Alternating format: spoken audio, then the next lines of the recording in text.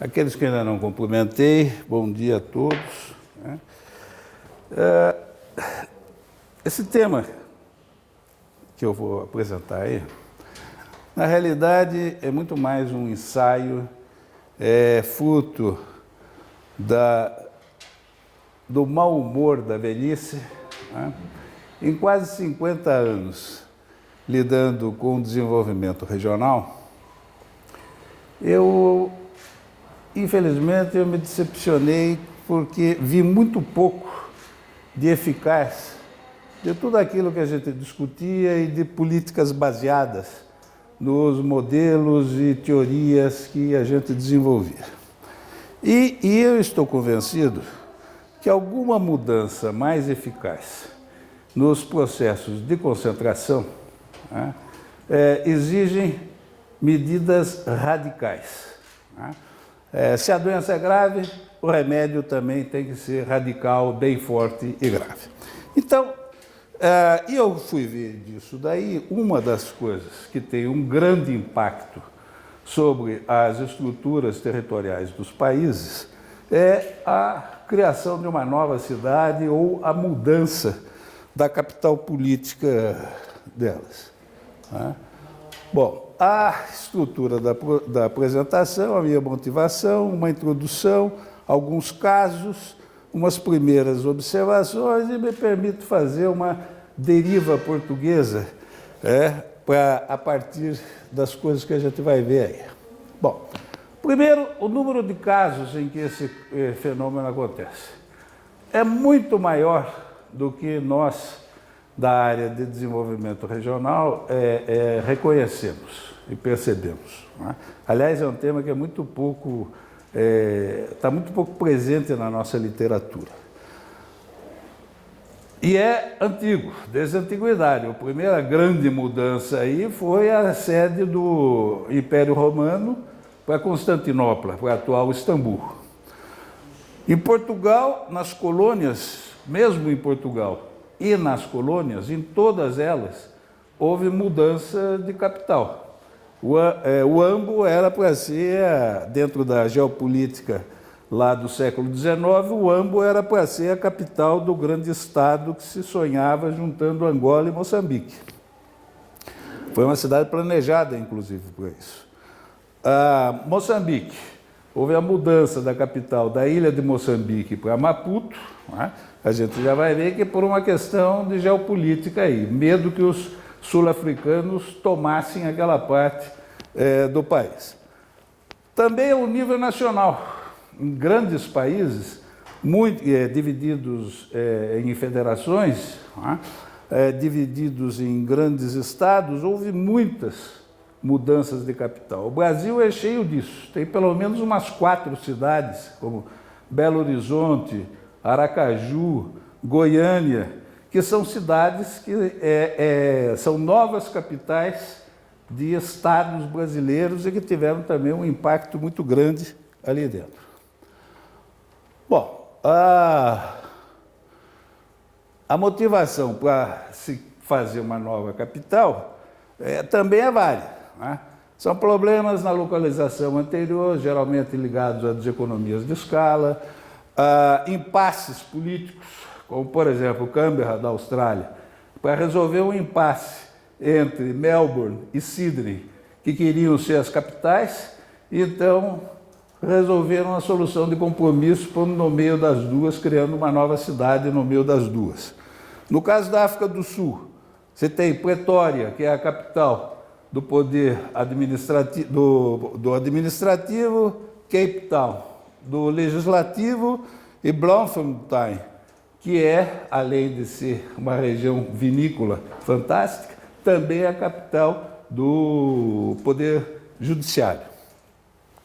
Geopolítica e novas realidades. Maputo, né, e o caso de Moçambique é um exemplo claro e bem conhecido disso. Desconcentração e incorporação de novos territórios. As duas últimas aí são as mais comuns, né?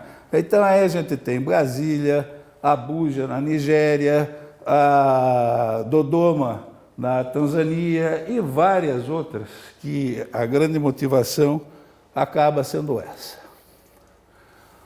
Bom, a base teórica disso daí. Eu não vou me alongar nisso, porque só isso daí daria um paper específico. Mas, fundamentalmente, são as teorias aí vinculadas à causação circular cumulativa e de economias de aglomeração, que vem desde o Marshall, Peru, até a nova geografia. Aliás, eu pertenço a uma geração que estudou muito o Peru e ficou muito esperançosa com as políticas decorrentes das ideias do Peru, dos polos de desenvolvimento. E aquilo lá acabou se banalizando de uma tal maneira que muitas e obviamente falhando, né? Que acabou obscurecendo a contribuição que o Peru deu. E eu acho que vale a pena relê-lo, porque eu tenho visto muito do que ele escreveu nos trabalhos atuais aparecendo com uma nova roupagem. Por exemplo, aqueles 4 tipos de espaços que a Roberta Campelo põe no livro dela de Economia Regional, né? 3 deles são muito parecidos com os espaços do que o Peru falava e que o Boudeville depois instrumentalizou. Tá? Então, acho que vale a pena ver uma releitura desses autores aí mais clássicos, não só aos belíssimos modelos que a gente faz de econometria espacial aí, mas também reler um pouco esses autores. Bom, Brasília é um caso espetaculoso. Geralmente, quando se cria uma nova cidade, ela causa muita apresentação. E eu só consegui, por enquanto, dados de população. Por quê? Porque a população não é boba. Ela, quando a situação está ruim, não há emprego, as condições de vida são ruins, ela migra. Né? Então, a gente seguindo mais ou menos aqueles locais onde houve aumento de população, aumento relativo, a gente consegue ter uma pista do efeito que esta grande mudança teve. Vejam que ali em Brasília, ela foi inaugurada nos anos 60, né? Mas veja que como demorou a ter impacto nas outras 2 grandes aglomerações brasileiras. O Rio de Janeiro já vinha em um processo de, eu não diria decadência, mas em um processo de perda de população já antigo. É uma tendência do Rio que agora só começa a se estabilizar. Mas ali, São Paulo, depois da inauguração da Brasília, continuou crescendo e só a partir dos anos 80 é que começa a ter perda efetiva de população. Não vou dizer que isso daí a causa tenha sido apenas Brasília, né? Mas esse período foi um período marcante, porque foi quando os governos militares resolveram, à força, transferir os ministérios para Brasília. Até então, todo mundo tinha algumas coisas em Brasília, mas estava todo mundo no Rio de Janeiro. Ninguém queria sair da praia.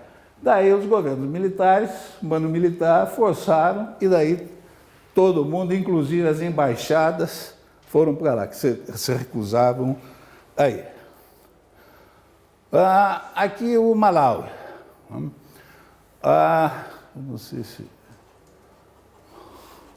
infelizmente não tem a ponteira, mas não dá para mostrar. A antiga capital do Malawi estava aí no sul.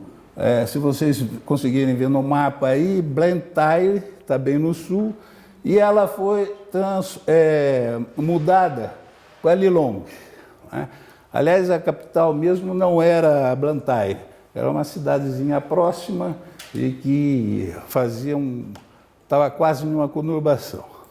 Bom, aqui é mais claro ver a diferença do crescimento entre elas. Tá?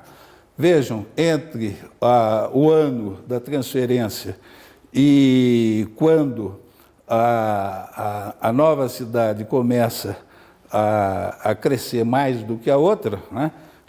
Aliás, a taxa de crescimento foi mais acelerada, mas leva algum tempo, e só ali depois dos anos 2000 é que começa Lilongwe a ser maior que a aglomeração anterior.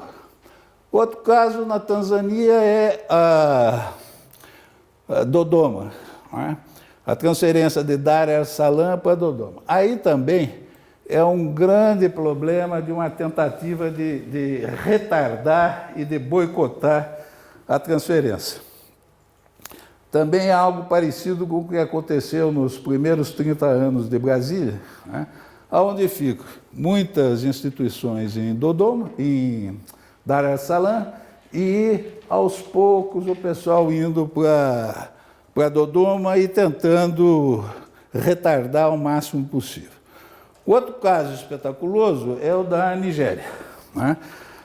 Bem aqui, ao sudoeste do mapa, né, onde está dito aí Western Region, é onde fica Lagos. Aliás, a grande parte da concentração da população da Nigéria está próximo aí do litoral do Atlântico. E daí a mudança lá para essa Northern Region, né, de Abuja. Pois bem, voltou? Não, não voltou. Aqui é um caso em que esse pontilhado é Abuja, né? Vejam que ela vai crescendo aos poucos, cresce mais do que as outras concentrações, mas tem pouco efeito sobre Lagos, né? A concentração em Lagos é um negócio tão grande e tão brutal, né, que mesmo tendo uma contrapartida de Abuja, que atualmente já esses valores são em milhões, né? Abuja atualmente já está, a projeção ali para 2030 é próximo de 5 milhões, enquanto que para Lagos, isso daí está projetando para cerca de 25 milhões a aglomeração.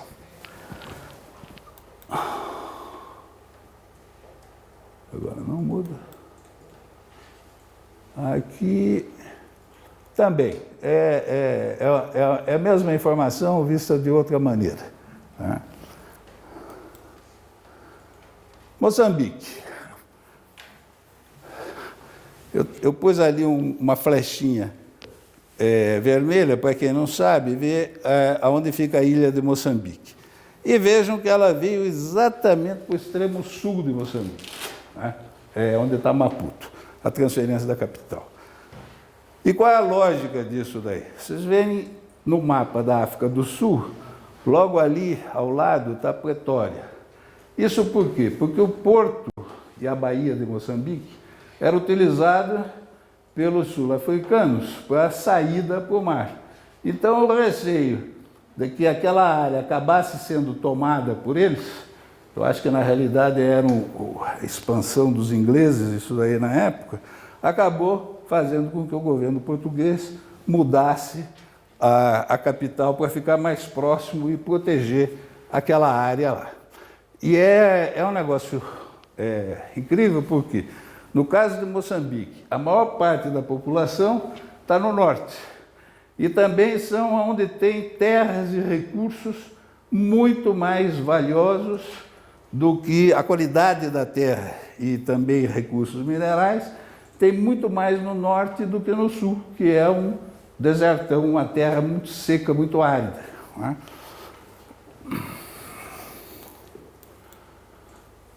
Aqui é o crescimento das aglomerações. Tem Maputo e ao lado tem Matola, que são praticamente, apesar de administrativamente serem duas unidades, mas são uma aglomeração, as duas, né? E a essa altura, né, Matola está com uma população muito maior do que Maputo e continua crescendo com isso, né? Bom, as primeiras conclusões dessas leituras e dessas reflexões. Primeiro, a transferência e a consolidação dura décadas. Em grande sofre descontinuidade, pressões políticas muito fortes para que isso daí não aconteça, Isso aí não é difícil da gente imaginar, né? Basta ver que esse laboratório de pesquisas de remédios, que se ensaiou mudar de Lisboa para o Porto, foi uma grita tamanha, não houve. Agora, na campanha política, o Rui Rio propôs que o Tribunal Constitucional mudasse para Coimbra, também já todo mundo caiu de pau e acha que é demagogia. Pode até ser, mas é um sinal de quão difícil é fazer uma dessa. Tanto é que há um limite a esse processo nacional em função da inércia da grande concentração da capital anterior. Lagos é um caso muito claro disso daí, né? A lógica econômica que está subjacente, como eu já falei para vocês, está aí na causação cumulativa e nas economias de aglomeração. Bom, o esvaziamento do oeste de Portugal, aliás, do leste de Portugal, e a concentração em direção ao litoral, todo mundo desde ontem já falou, isso está todo mundo careca de saber, e falou muito melhor que eu não vou dizer mais nada sobre isso. Mas outra coisa que eu quero mostrar também é uma variação na participação do PIB entre 95 e 2019. E essas áreas mais cor-de-rosas são as áreas que tiveram perdas de PIB. E as mais escuras, as verdes e mais escuras, são as que tiveram ganho. Vejam que o norte tem muitas NUTS 3 com ganho. Só que, se nós vendo entre 95 e 2019, praticamente não há alteração.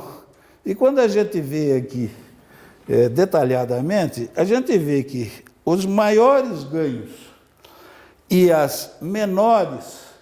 os maiores ganhos, as maiores perdas, são em torno de apenas 1% do PIB. E isso daí, o grande ganhador foi o Algarve, que foi quem mais ganhou nesse período. E quem mais perdeu? A área metropolitana do Porto. Então, vejam, aquela expansão que a gente vê do norte, em grande parte são das outras NUTS e não propriamente a do Porto, que foi a que teve a maior perda. Mesmo a área metropolitana de Lisboa, que não teve um ganho espetacular, mas mesmo assim ainda pegou uma parcela do PIB. Bom, eu gosto sempre de ver mapas como esse, como esse, que é um mapa de regiões funcionais, na base dos fluxos, que isso daí nos dá uma amostra muito mais real de como é que o espaço está se estruturando. Também mostra a mesma coisa sobre outra ótica, não é?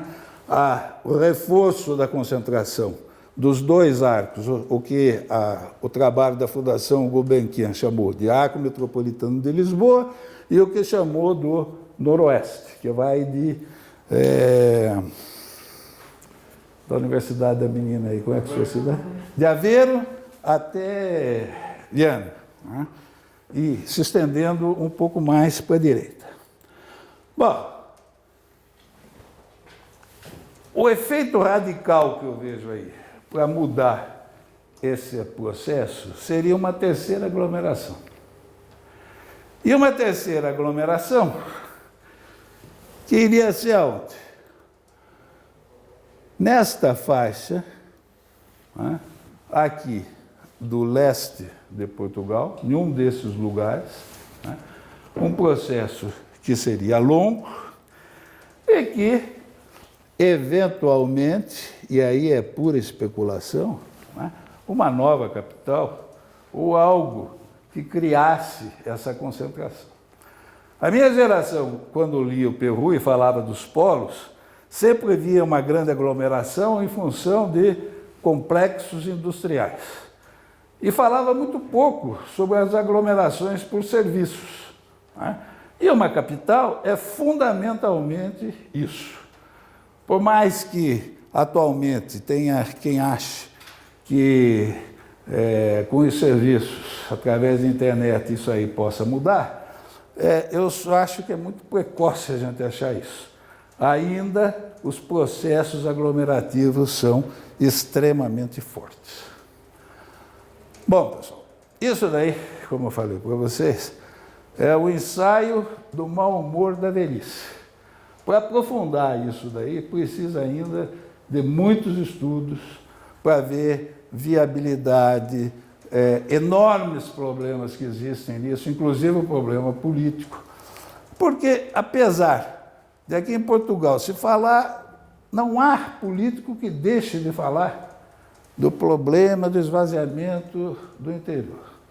Mas não consegui ver, nesses 10 anos que eu moro aqui, e no que eu andei lendo para trás, eu não consegui ver nenhuma política fortemente direcionada para isso.